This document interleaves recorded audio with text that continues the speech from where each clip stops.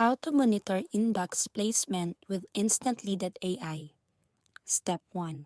From your dashboard, click on Settings and then select Email Accounts. Choose the account you want to monitor. Step 2. Inside your email account settings, you'll find the inbox placement option. Turn it on, and Instantly will automatically run tests by sending sample emails to different providers like Gmail, Outlook, or Yahoo. Step 3. Go to the Reports tab to see where your emails are landing. Instantly will show you if your emails went to inbox, promotions, or spam. Step 4. If you notice too many emails going to spam, review your content, reduce links, avoid spammy words, and make sure your domain is properly warmed up and authenticated. Step 5.